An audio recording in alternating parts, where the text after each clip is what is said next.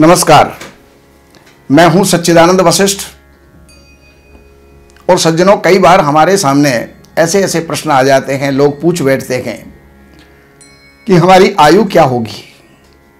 तो सबसे पहली बात तो यह है, आयु के बारे में कभी चिंता नहीं करनी चाहिए, क्योंकि परमात्मा ने जो आयु दी है उतने बस हम जो है खुशी से, प्रसन्नता से और बड़े आनंद के साथ में हम जीवन यापन करें। लेकिन फिर भी आयु के बारे में मैं विशेष करके आपको बताता हूं। आयु हमारी 3 प्रकार की होती है। अल्पायु होती है, मध्यम आयु होती है और दीर्घायु होती है। अल्पायु 32 वर्ष तक की होती है, मध्यम आयु 64 वर्ष तक की होती है और पूर्णायु वो जो है इससे ऊपर जितने भी वर्ष हम जिएंगे वो सब पूर्ण आयु के अंदर आ जाते हैं। कभी कभी बालारिष्ट भी जो है हमको प्राप्त होता है। आयु कितनी भी है, लेकिन बालारिष्ट जरूर देखना चाहिए। बालारिष्ट के अंदर जन्म लेने के तुरंत बाद महीने में, 2 महीने में, साल में, 2 साल में मृत्यु को बालक प्राप्त हो जाता है। तो बालारिष्ट से अगर बचता है तो फिर पूर्णायु की तरफ वो आगे अग्रसर होता है, बढ़ता है। लेकिन जीवन के अंदर कभी कभी पूर्ण आयु होने के उपरांत भी मारक ग्रहों की दशा आ जाती है। और मारक ग्रहों की दशा, जब उसको मार्केस कहते हैं, मारक ग्रहों की दशा जब आती है और आयु पूर्ण होती है तो वहां पर मनुष्य अपनी मृत्यु तुल्य कष्ट को प्राप्त करता है और उससे जो है पार होकर के अपनी आयु पर्यंत वो पहुंचता है। लेकिन उसकी जानकारी ज्योतिष के माध्यम से प्राप्त होती है, दशाओं के माध्यम से प्राप्त होती है, महादशा, अंतरदशाओं के माध्यम से, प्रत्यंतर दशाओं के माध्यम से जानकारी प्राप्त होती है। वैसे मार्केश द्वितीयेश भी होता है, सप्तमेश भी होता है, द्वादशेश भी होता है, षष्ठेश और अष्टमेश भी होता है। इनका योगा योग जब कभी मिल जाता है तो मृत्यु प्राप्त हो जाती है। अब आपको मैं धनु राशि के बारे में बताने का प्रयास कर रहा हूं। धनु राशि के अंदर जिनके जन्म नक्षत्र के आधार पर जिनका जन्म हुआ है, जिनका नाम है, ये उनके लिए ये नियम लागू होगा।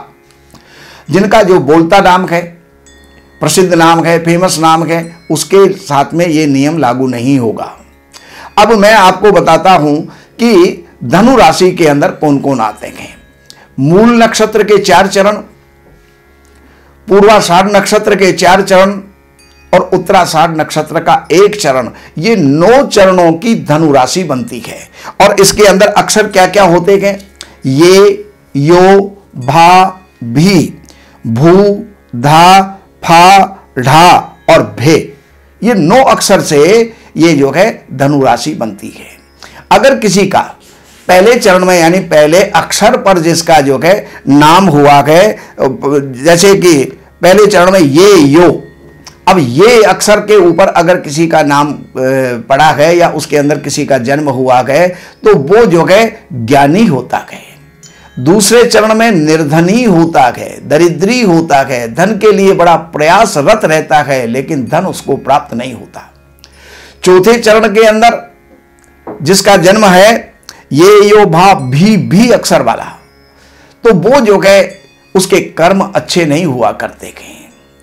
5वें चरण में किसी का जन्म हुआ है तो वो राजाओं से मान्य होता है, राज दरबार में मान्य होता है। 5वें चरण में क्रोधी होता है, 6ठे चरण में पुत्रवान होता है, 7वें चरण में लंपट होता है, स्त्री लंपट, और 8वें चरण में अगर हो तो धनाधिपति होता है और 9वें चरण में वो जो है रुधिर विकार वाला होता है, रक्त विकार उसको हुआ करते हैं। अब यहां पर कुछ ऐसे भी जो है मैं आपको बता रहा हूं कि कौन सा वर्ष, कौन सा मास उनको कष्टकारी हो सकता है। तो इसके लिए ज्योतिष शास्त्र यह कहता है कि 5वां महीना, वर्षों के अंदर तीसरा वर्ष कष्टकारी होता है। 9वें वर्ष में अंग रोग होता है। 11वें वर्ष में चक्षु पीड़ा, नेत्र पीड़ा, आंखों की पीड़ा होती है। 16वें वर्ष में जलघात होता है। 24 और 36 वर्ष के अंदर अंग रोग होते हैं और 47 वर्ष, 57 वर्ष, 67 वर्ष में क्रमशः यानी 47 वर्ष में सर्प दंश का भय रहता है, सर्प काटने का भय रहता है। 57 वर्ष में जल घात होता है, जल में गिर जाना, डूब जाना, बह जाना। और उसके पश्चात 67वें वर्ष के अंदर उसको जो है अपमृत्यु योग होता है। और यदि इनको शुभ ग्रह देखते हो तो वहां पर ऐसा व्यक्ति 85 वर्ष जीता है।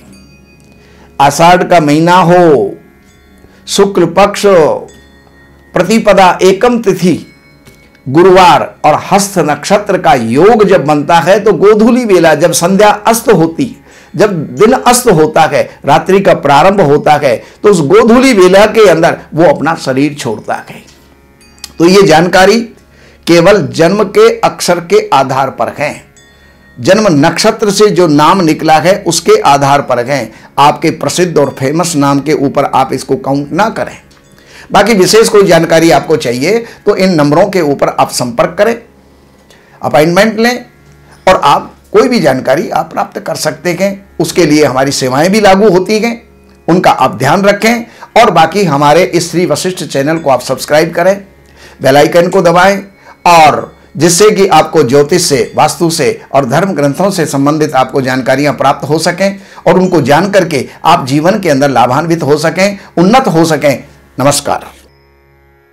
हमारे यहाँ वैदिक ब्राह्मणों के द्वारा सभी प्रकार के पूजा पाठ, कर्मकांड, संगीत में विवाह, गृह क्लेश, काल सर्प दोष, व्यापार में रुकावट व नवग्रहों की पूजा आदि कराई जाती है। हमारे संपर्क सूत्र हैं 7838 98421। देवज्ञ सच्चिदानंद वशिष्ठ जी से वास्तु, ज्योतिष, वैदिक अनुष्ठान, पूजा पाठ, महामृत्युंजय पाठ, शतचंडी पाठ, बगुलामुखी पाठ, भैरव अनुष्ठान आदि, राशि रत्न, रुद्राक्ष, कवच आदि हेतु संपर्क करें। हमारे संपर्क सूत्र हैं 7838 98421। हमारी वेबसाइट है www.shrivashishth.com।